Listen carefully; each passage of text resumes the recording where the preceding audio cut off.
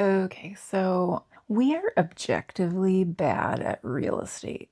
We tried to do everything right twice, and we got it wrong both times. If you've spent your life trying to do the right things, make the right decisions, but it doesn't feel like you're living in the right life, then stick around. I can relate. So, in buying those homes, we were trying to do the right, responsible adult thing.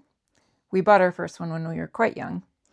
And everybody says it's an investment. Don't throw your money away on rent.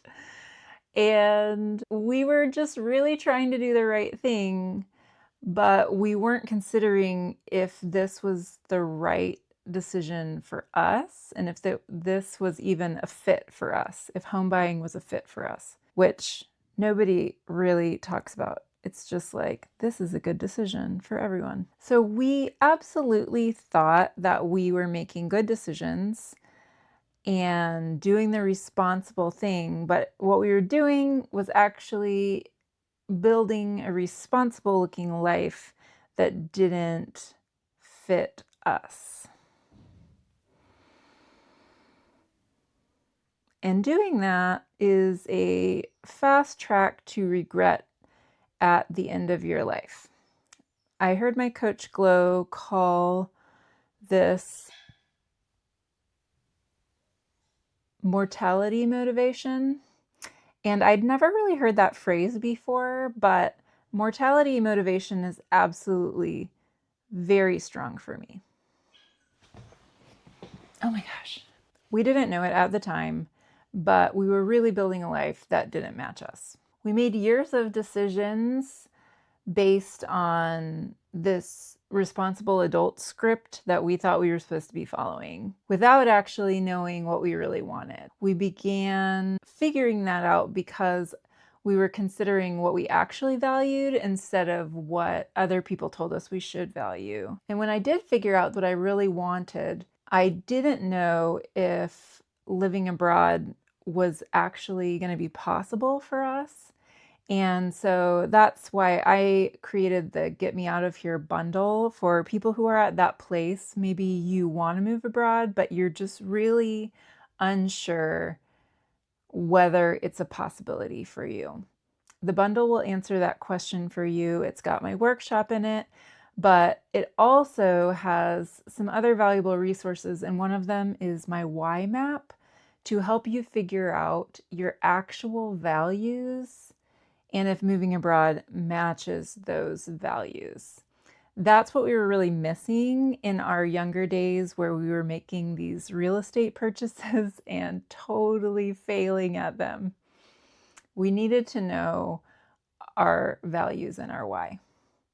So you can find the bundle in my description. So it's really embarrassing to try and do something that you perceive to be adulting and to be a really responsible decision, and something that's that big of a financial decision as buying a house, and to have it not work out, not once but twice. We made seemingly smart decisions, but they just didn't fit who we were. And so they didn't work out in the end because they were based on other people's values and advice. For example, our first house we bought in a depressed neighborhood right before the recession. And that was really bad because then it lost value, like so much value really fast. So for our second house, we thought we were getting smart.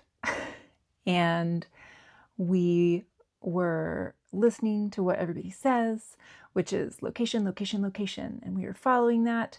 And so we went to a really nice neighborhood and we bought the ugliest house in the neighborhood, like people say to do. It was a split level in a neighborhood full of historic houses. But the struggle with this is we did not have the capacity to renovate that house.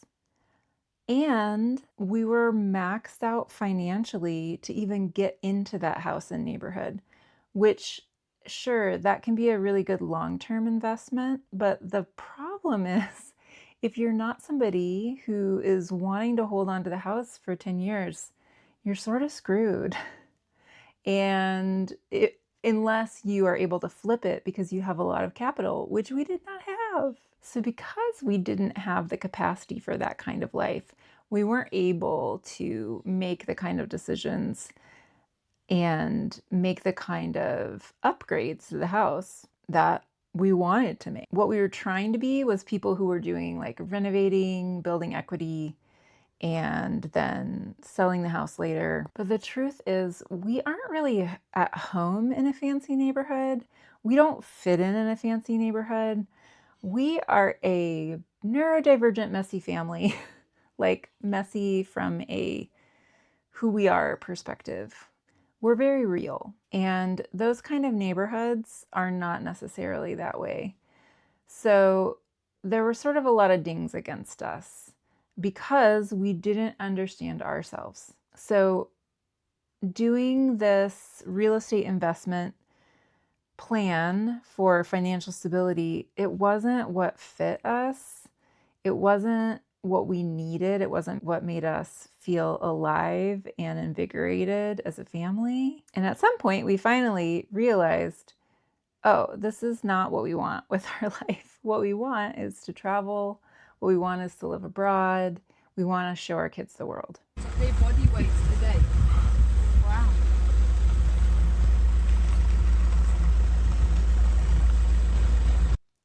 We figured out that we didn't thrive in that kind of cookie cutter life. We weren't really the kind of people who were going to hold on to a house for 10 years.